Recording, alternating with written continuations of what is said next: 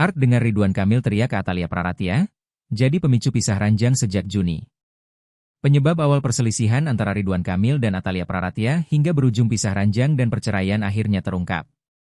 Ridwan Kamil dan Atalia Praratya telah menjalani pisah ranjang sejak Juni 2025.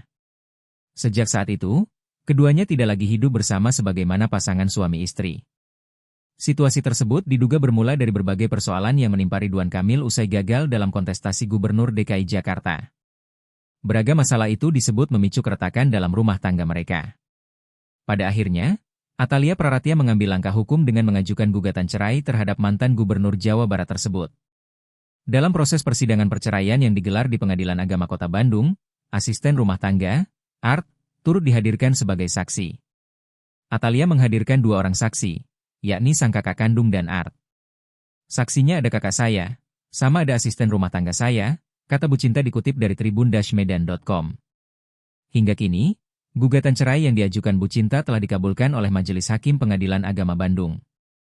Berdasarkan isi gugatan yang dipublikasikan Mahkamah Agung, disebutkan bahwa hubungan rumah tangga Ridwan Kamil dan Atalia mulai tidak harmonis sejak Juni 2025. Bu Cinta menilai kepercayaan dalam pernikahan mereka telah berulang kali dilanggar oleh sang suami. Puncak dari percekcokan antara penggugat dan tergugat terjadi pada bulan Juni tahun 2025 antara penggugat dan tergugat yang menyebabkan penggugat pisah rumah sejak bulan Juni 2025, tulis isi gugatan. Saksi pertama mengungkapkan bahwa ia tidak pernah menyaksikan langsung pertengkaran antara RK dan Bu Cinta. Namun dari bahasa tubuhnya penggugat dan tergugat telah terjadi perselisihan, tulis gugatan. Menurut saksi tersebut, konflik dalam rumah tangga keduanya dipicu oleh persoalan yang tengah dihadapi Ridwan Kamil. Sebagai pengingat, RK memang tengah diterpa sejumlah masalah sejak gagal maju sebagai Gubernur DKI Jakarta.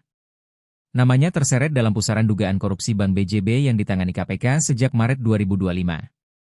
Masih di bulan yang sama, muncul pula Lisa Mariana yang mengklaim memiliki anak dari Ridwan Kamil.